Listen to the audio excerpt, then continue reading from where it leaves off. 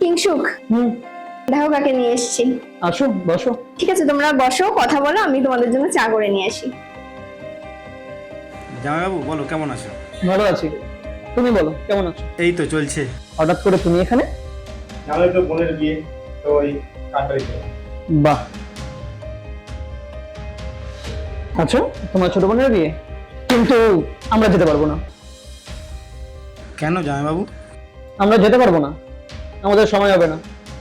আর এখানে নিমন্ত্রণ করতে কেন এসছো? ভালো ভালো গিফট পাবে সেই আশায়? এগুলো কি বলছো তুমি জামাইবাবু? তুমি এরকম ব্যবহার কেন করছো?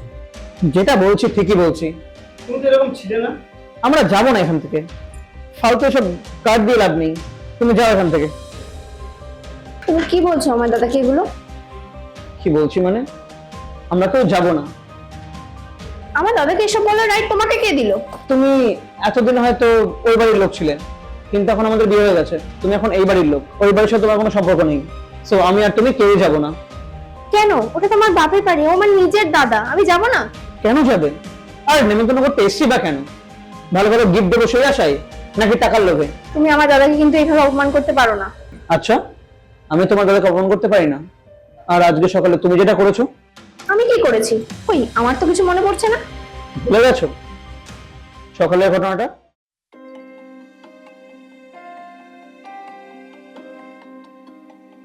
দিদি ভাই, বলছিলাম সামনের মাসে আমার দাদার বিয়ে। আসবে কিন্তু দাদাকে নিয়ে অবশ্যই। হ্যাঁ নিশ্চয়ই যাব। এই নিন কার্ডটা। ঠিক আছে, নিশ্চয়ই যাব। আমি যাই কাজগুলো করে আসি। হ্যাঁ হ্যাঁ হ্যাঁ।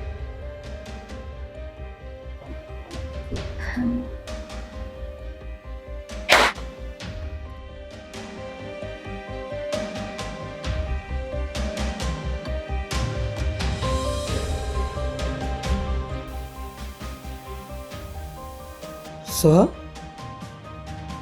তুমি আমাকে দেখে কি লুকিয়ে ফেললে? কোনো প্রবলেম হয়েছে? কোথায় কিছু হয়নি তো। তোমার চোখ মুখ দেখে মনে হচ্ছে তুমি কিছু নিয়ে আপসেট আছো, আর তোমার হাতের পেছনেও কিছু একটা লুকানো আছে। তুমি আমাকে বলতে পারো। আরে তুমি তো আমাদের বাড়িরই লোক। আসলে দাদা, সামনের মাসে আমার দাদার বিয়ে, তাই বৌদিকে আমি এই কার্ডটা দিয়েছিলাম, দিয়ে বলেছিলাম আপনাকেও নিয়ে যেতে, কিন্তু বৌদি মনে হয় কার্ডটা ফেলে দিয়েছে। আমি এখন ঘর ছাড় দিতে গিয়ে দেখলাম। কোনো চিন্তা নেই তোমার, আমি আর বৌদি দুজনেই যাবো। ঠিক আছে দাদা। এবার বুঝছি তো, কাজ করবো না। তুমি আমার দাদার সাথে ওই কাজের মেয়েটার তুলনা করছো? কোথায় একটা কাজের মেয়ে আমাদের বাড়িতে কাজ করে, আর কোথায় আমার দাদা? কাজ করে বলে সে কি মানুষ নয়? সেও তো আমাদের বাড়ির একজন সদস্য।